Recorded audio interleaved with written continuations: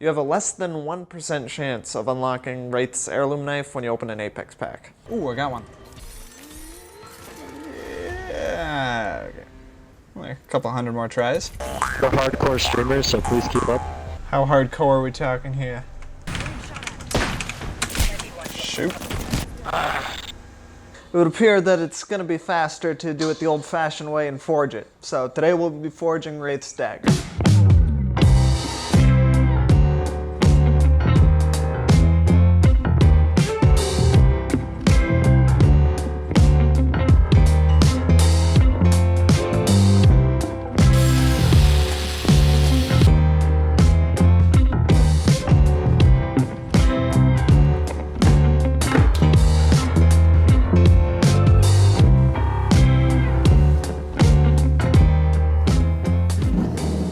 Alrighty, so we have our template ready to go. I've cut off this piece from a old snowplow. I guess the standard steel for the snowplow edge industry is 1084, which is a good knife making steel. I've made knives from this before and it's worked out pretty good. And I've also transferred the paper template onto this piece of sheet steel. So now I can hold the piece up to it and gauge how close I am to the final dimensions. So I'm gonna forge this thing close to this shape and then I'll do the finer detailing on the grinder. So, first step, we'll be taking our chunky rectangle and squishing it into a flat rectangle.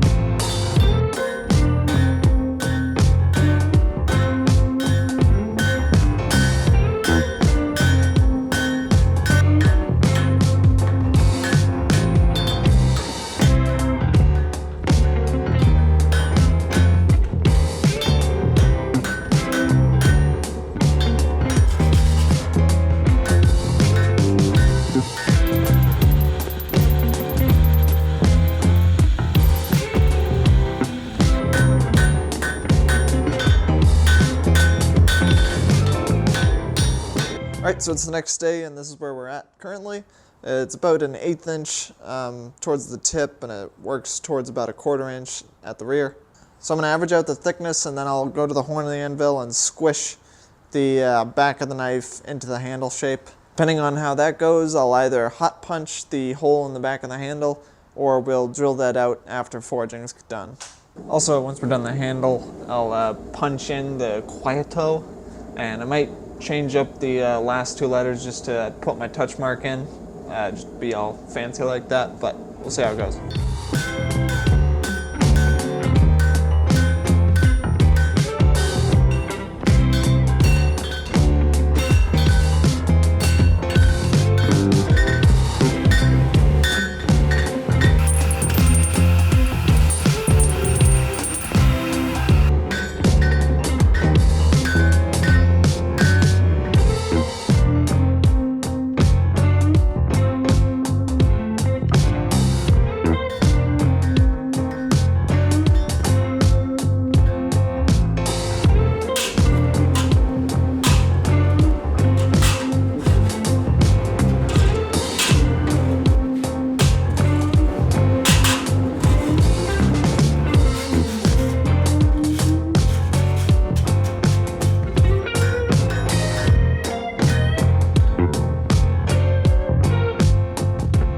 So I've decided to hot punch the hole in the back. Will give me a little extra volume as well.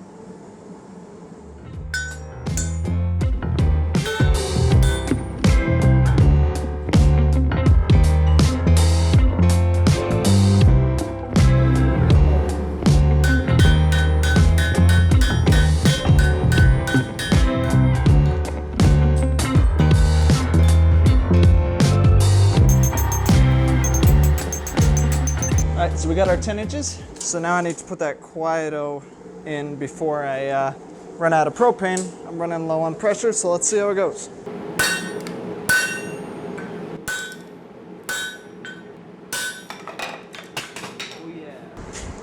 Crap, crap, crap, crap, crap, crap, crap. Why do I put this on so tight?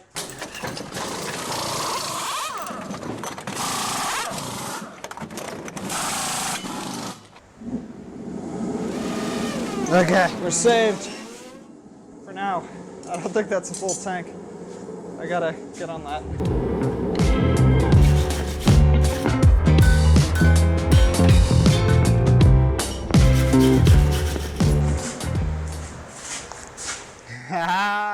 Alright, so the camera's about to run out of space. So I'm just going to show you what I'm doing here. I'm going to throw it in the forge as it's cooling down, and that'll just give it a nice slow return to normal temperature, and should make it nice and soft for grinding.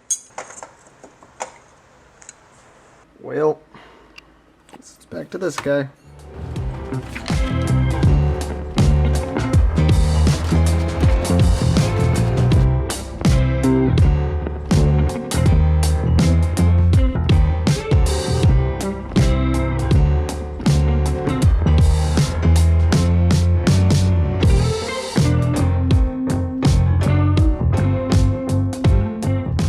So, I got the template fixed to the blank, and you just saw me redoing the diamond cutouts. They're a little smaller than I originally had thought they were.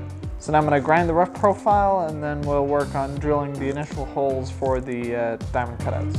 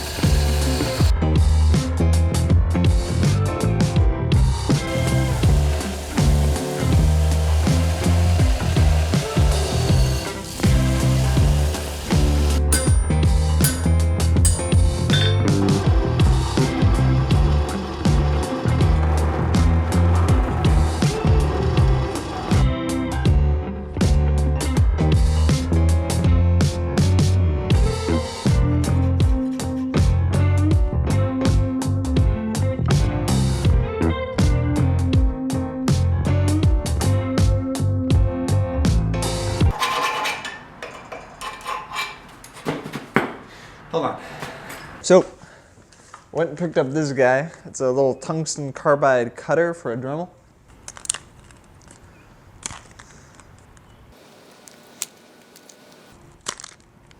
You need a tungsten carbide cutter to open it. So it's a material kind of like steel is iron and carbon. This is tungsten and carbon. So it's supposed to be able to cut hardened steel. This isn't even hardened yet, so it should be perfect for it. And even ceramics, which is even harder than steel. So we'll see how this goes.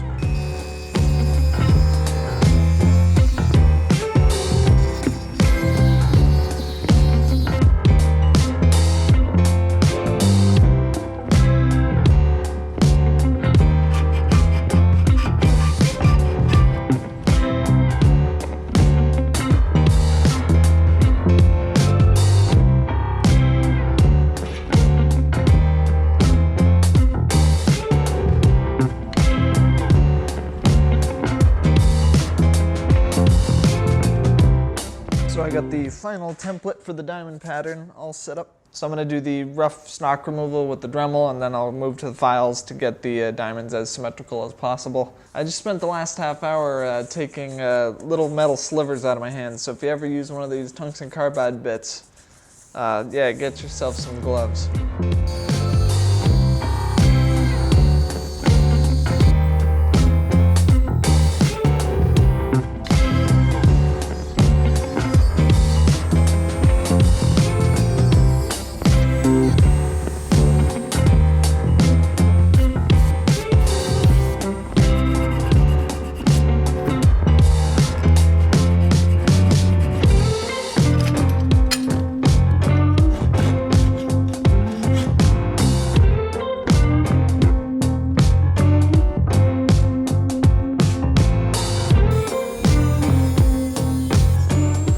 despite looking like it was machined out of solid steel, the knife in Apex has a screw mounted right about there. Now, why exactly a throwing knife needs a screw in it, that's beyond me. All I know is I include enough to include it and include the right color of screw. But not enough to go to the hardware store to get a Phillips head. We'll be using the torque head.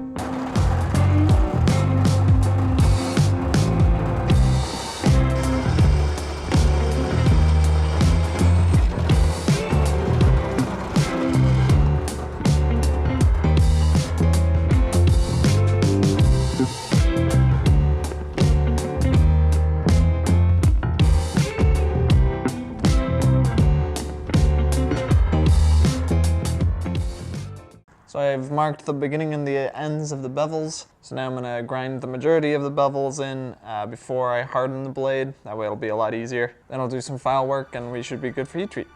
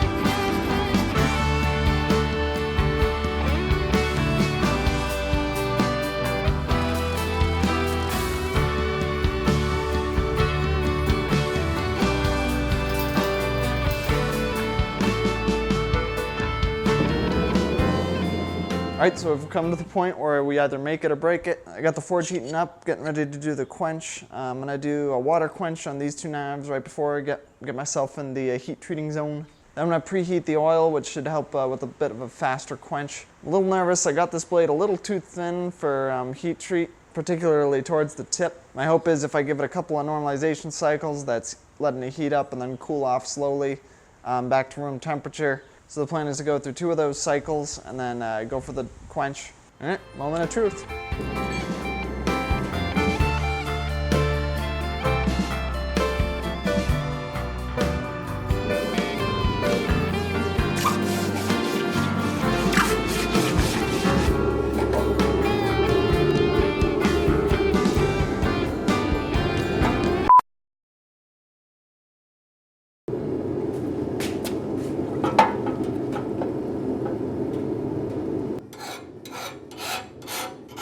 Alright, this go around went much better.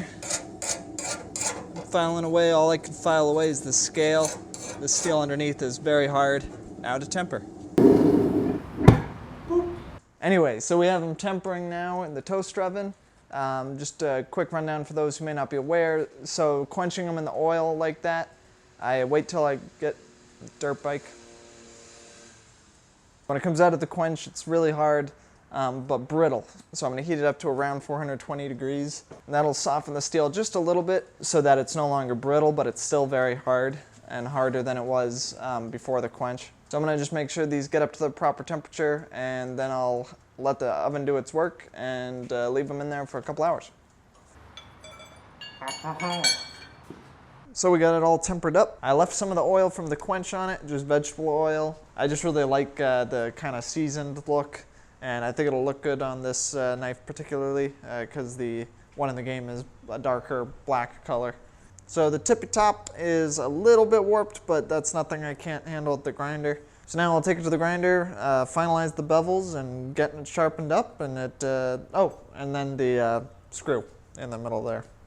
Yeah, I still don't know why this needs a screw, but I guess the one in the game has lightning and stuff coming out of it. I don't know how to do that either.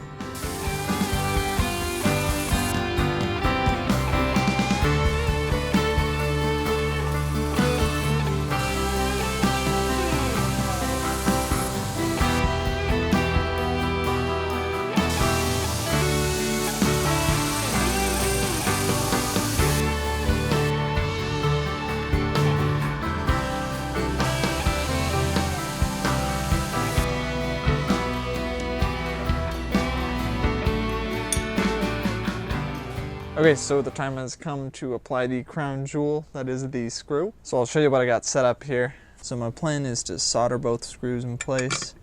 This first one I'm just going to apply solder on top of through the hole. Then I can keep that pool of solder hot and hopefully put the screw into that molten solder before it sucks the heat out of it and makes it one piece. At least that's the hope.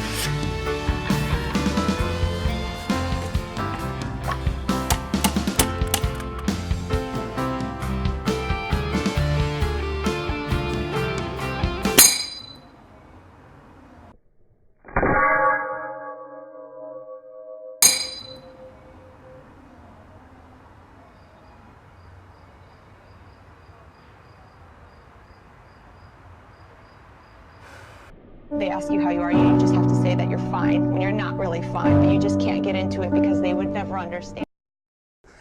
Boy, do I hate the Mozambique. So that happened. I have a lot to think about. I'm going to think about the things that I need to think about, and I will see you all in the morning.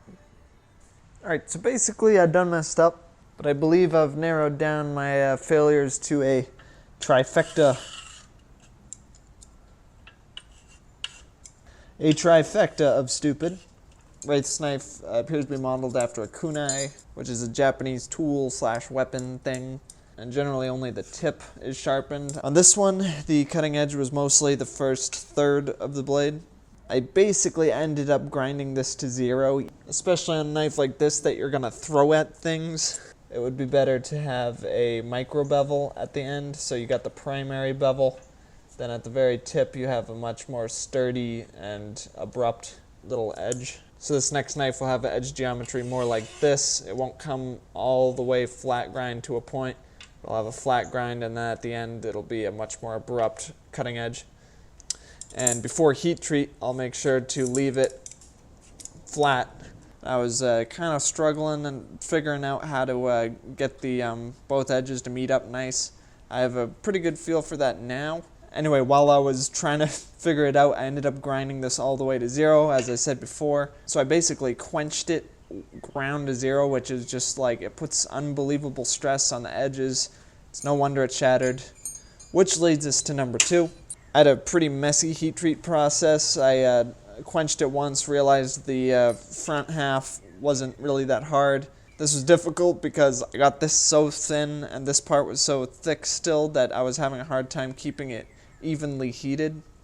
But I quenched it twice and I didn't normalize it in between the quenches, so there was probably much more stress than ever needed to be in the steel. This time I'll make sure to have a micro bevel and it won't be ground to 0. I'll heat treat it properly, and also the tip won't be sharp when I heat treat it. It'll be blunt. And 4, I'll hold my soapstone the correct way when I'm trying to explain things on camera. So cue the forging montage.